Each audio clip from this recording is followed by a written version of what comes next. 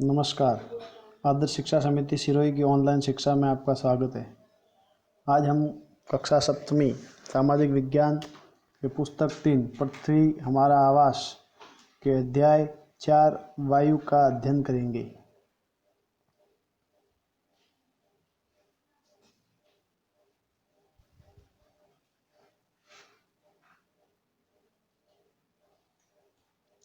पिछले अध्याय में हम वायु के 4 पृष्ठ तक अपने इसका अध्ययन कर लिया था। वायु की संरचना कैसी होती है, वायु दाब क्या है, वायु के कितने मंडल हैं, इसके बारे में अपन ने अध्ययन कर लिया था। मौसम और जलवायु के बारे में भी अध्ययन किया था। आज हम उससे आगे वायु दाब के बारे में अध्ययन करेंगे। यह जानकर आपको आश्चर्य होगा कि वायु हमारे शरीर पर उच्च दाब के साथ बल लगाती है, किंतु हम इसका अनुभव नहीं कर सकते या अनुभव नहीं करते हैं। यह इसलिए होता है क्योंकि वायु का दाब हमारे ऊपर सभी दिशाओं से लगता है और हमारा शरीर विपरीत बल लगाता है। पृथ्वी की सतह पर वायु के भार द्वारा लगाया गया दाब वायु दाब कहलाता है। वायुमंडल के ऊपर की ओर जाने पर दाब तेजी से गिरने लगता है। समुद्र स्तर पर वायु का दाब सर्वाधिक होता है और ऊंचाई पर जाने पर यह घटता जाता है। वायु का दाब क्षैतिज वितरण किसी स्थान पर उपस्थित वायु के ताप द्वारा प्रभावित होता है। अधिक तापमान वाले क्षेत्रों में वायु गर्म होकर ऊपर उठती है। यह निम्न दाब क्षेत्र बनाता है। निम्न दाब बादल युक्त आकाश एवं नम मौसम के साथ जुड़ा हुआ है। कम तापमान वाले क्षेत्रों की वायु ठंडी होती है। इसके फलस्वरूप यहाँ भारी होती है। यहाँ जैसे कम तापमान वाला क्षेत्र होता है वहाँ वायु ठंडी होती है और भारी भी होती है। भारी वायु निमित्त होकर उच्च दाब क्षेत्र बनाती है। उच्च दाब के कारण स्पष्ट एवं स्वच्छ आकाश होता है। वायु सदैव उच्च दाब क्षेत्र में निम्न दाब की ओर गमन करता है, यानी उच्च दाब क्षेत्र से निम्न दाब क्षेत्र की ओर गमन करता है। जैसे चांद पर वायु नहीं है, अतः वहाँ वायु दाब भी नहीं है। अंतरिक्ष यात्री जब चांद पर जाते हैं तो विशेष रूप से सुरक्षित हवा से भरी हुई अंतरिक्ष पोशाक पहन कर जाते हैं या पहनते हुए जाते हैं वहाँ।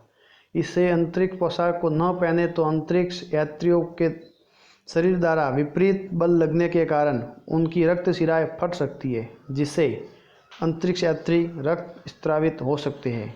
पवन उच्च दाब क्षेत्र में या उच्च दाब क्षेत्र से निम्न दाब क्षेत्र की ओर वायु की गति को पवन कहते हैं। आप पवन को काम करते हुए या काम करते देख सकते हैं। जब यह सड़क पर गिरी पत्तियों को उड़ाई तथा यानी सड़क पर गिरा हुआ जो कचरा होता है, पत्ती होती है, उसको उड़ाते हुए तथा तूफान के समय पेड़ों को उखाड़ देती है। कभी कभी जब पवन धीरे बहती है तो आप इसे महीन धूल या धूल को उड़ाते हुए देख सकते हैं। कभी कभी पवन इतनी तेज होती है कि इसके विपरीत दिशा में चलना कठिन हो जाता है। आपने अवश्य अनुभव किया होगा कि तेज पवन में छाता लेकर चलना आसान नहीं है। अन्य 3 उदाहरण सोचिए। जब पवन तेज होता है तो और पवन तेज के कारण आपके लिए क्या क्या समस्या उत्पन्न हुई। पवन को मुख्य 3 प्रकारों से विभाजित किया जा सकता है: स्थायी पवनें, मौसमी पवनें एवं स्थानीय पवनें। सबसे पहले स्थायी पवन। व्यापारिक पश्चिमी एवं पूर्वी पवनें स्थायी पवनें हैं। ये वर्ष भर लगातार निश्चित दिशा में चलती रहती है। मौसमी पवनें, ये पवनें विभिन्न ऋतुओं में अपनी दिशा बदलती रहती है। उदाहरण के लिए भारत में मानसूनी पवनें, यानी जब सर्दी होती है तो ठंडी हवा और गर्मियों में गर्म हवा, ये सब मौसमी पवन यानी मौसम के अनुसार हवाएं चलती है, पवन चलती है। स्थानीय पवन, ये पवनें किसी छोटे क्षेत्र में वर्ष या दिन के किसी विशेष समय में चलती है। उदाहरण के लिए स्थल एवं समुद्री समीर। क्या आपको भारत के उत्तरी क्षेत्र की गर्म एवं शुष्क स्थानीय पवन याद है, जिसे लू कहते हैं? ये राजस्थान में गर्मियों में अधिक चलती है। प्रमुख वायु दाब वाली पेटियाँ, इसको हम चित्र के माध्यम से समझ सकते हैं कि ध्रुव यानी दोनों तरफ जो वायु दाब है बहुत ज़्यादा होता है। फिर उत्तरी ध्रुव, दक्षिणी ध्रुव, यानी ध्रुव से जैसे जैसे अपन दूर जाते हैं ऐसे ऐसे पवन बदलती रहती है। चक्रवात प्राकृतिक आवेश। भारत के पूर्वी समुद्री तट पर स्थित ओडिशा में बंगाल की खाड़ी से उठने वाले चक्रवातों का खतरा बना रहता है। 17-18 अक्टूबर 1999 को राज्य के 5 जिलों में चक्रवात आया, यानी 29 अक्टूबर 1999 को एक अन्य महाचक्रवात आया जिसने राज्य के एक बड़े भाग में तबाही मचाई। मुख्यतः पवन का वेग, वर्षा तथा ज्वारीय प्रतिकर्ष से हानियाँ हुई। 260 किलोमीटर प्रति घंटे की वेग से चलने वाली पवन 36 घंटे से भी ज़्यादा समय तक चलती रही। तीव्र वेग वाली इस पवन से अनेकों पेड़ों को उखाड़ दिया और कच्चे घरों को नष्ट कर दिया। अनेक औद्योगिक भवनों तथा अन्य घरों को भी छतें उड़ गई। विद्युत आपूर्ति एवं टेलीफोन लाइनें पूरी तरह से कट गई। चक्रवात के फलस्वरूप सरकार को अनेक प्रकार की हानियों का सामना करना पड़ा और चक्रवात के कारण 3 दिनों तक भारी वर्षा होती रही। इस वर्षा के कारण ओडिशा की प्रमुख नदियों में बाढ़ आ गई।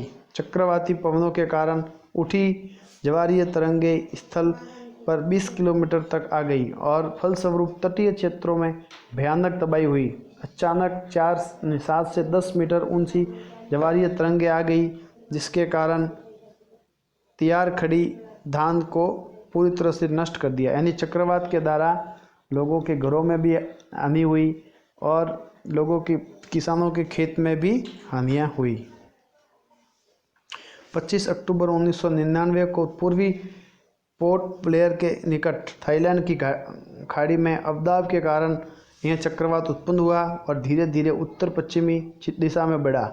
गहन होकर इसने महाचक्रवात का रूप धारण कर लिया और 29 अक्टूबर को सुबह 10:30 बजे ओडिशा के इरसाना एवं बालीकुंडा के बीच के क्षेत्रों को प्रभावित किया। इस महाचक्रवात ने भुवनेश्वर, कटक और 28 तटीय नगरों सहित ओडिशा के पूरे तट को बर्बाद कर दिया। इससे लगभग 130 लाख लोग प्रभावित हुए। बहुत बड़ी संख्या में पशुओं की मौत हो गई। धान, सब्जियों एवं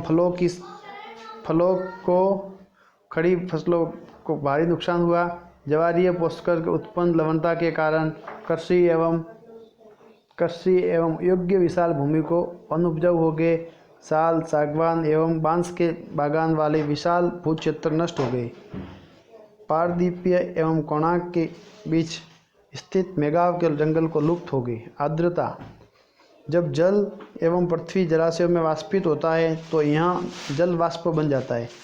वायु में किसी भी समय जल वाष्प की मात्रा को आर्द्रता कहते हैं। जब वायु में जल वाष्प की मात्रा अत्यधिक हो जाती है तो उसे हम आर्द्र दिन कहते हैं। जैसे जैसे वायु गर्म होती है या गर्म हो जाती है, जिसकी जल वाष्प धारण करने की क्षमता बढ़ती जाती है और इस प्रकार यहाँ और अधिक आर्द्र हो जाती है। आर्द्र दिन में कपड़े सूखने में काफ़ी समय लगता है एवं हमारे शरीर से पसीना आसानी से नहीं सूखता और हम असहज महसूस करते हैं। जल वाष्प ऊपर उठता है तो यह ठंडा होना शुरू हो जाता है एवं जल वाष्प संगठित होकर ठंडा होकर जल की बूंद बनाते हैं। बादल इन्हीं बूंदों का एक समूह होता है। जब जल की ये बूंदें इतनी भारी हो जाती है कि वायु में तैर न सके, तब ये वर्षण के रूप में नीचे आ जाती है। आकाश में उड़ते हुए जेट हवाई जहाज अपने पीछे सफ़ेद पथ चिन्ह छोड़ते हैं। इन इंजनों से निकली नमी संगठित हो जाती है। वायु के गतिमान न रहने की स्थिति में यह संगठित नमी कुछ देर तक पथ के रूप में दिखाई देती है।